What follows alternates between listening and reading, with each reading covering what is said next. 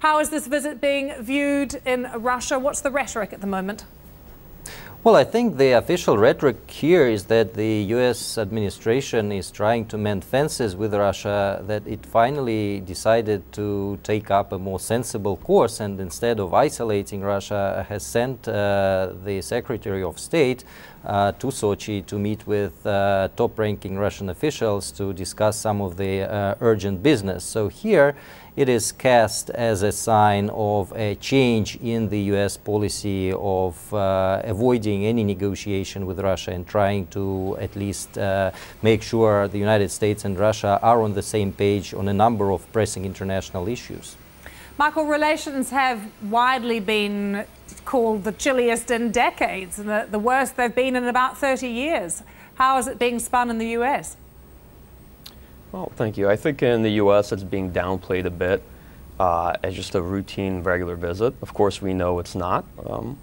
John Kerry, after this, is going on to Turkey, to Istanbul, and Sochi's not on the way to Istanbul. And frankly, John Kerry has been meeting with Sergei Lavrov pretty much everywhere outside of Russia in the past 2 years quite frequently. So the channels of communication, I feel, between the United States and Russia have been open these past 2 years. But the problem is that Sergei Lavrov does not really represent decision-making in Russia. Or decision-making ultimately lies with Vladimir Putin. And I think the United States had sought to have a meeting with Vladimir Putin.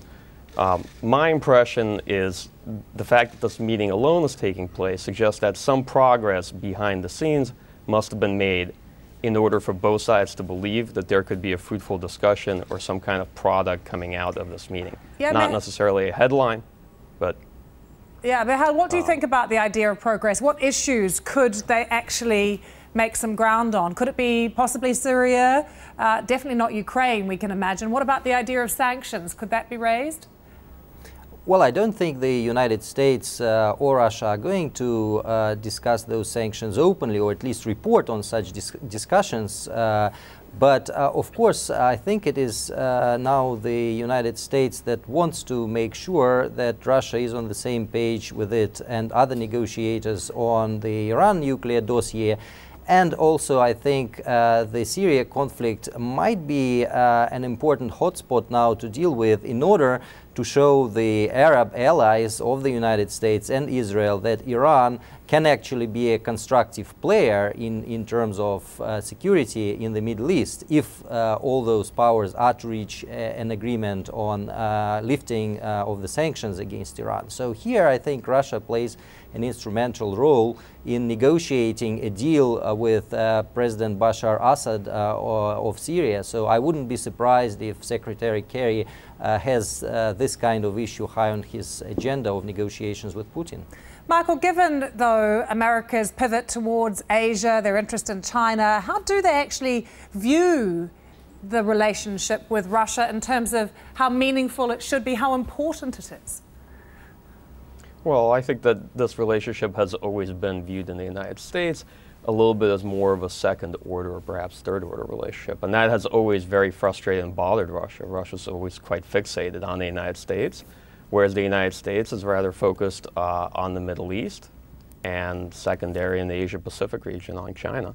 And I think if you looked in the past couple of years, you'll see a lot of actions that Russia's taking that seem quite provocative, but fundamentally their intent is to put Russia on America's radar. And in some respects, perhaps is a sign that it has worked. Because what Russia's always sought is for the United States to genuinely come and negotiate with it and look for potential compromise in the major areas of intractable disagreement, one being Ukraine, the second one being Syria. And the United States had always had very little motivation to do that because it believes that Russia is fundamentally a regional power in structural decline. So why should America negotiate with Russia today when Russia's always going to be weaker tomorrow? And has always been disinclined to do it.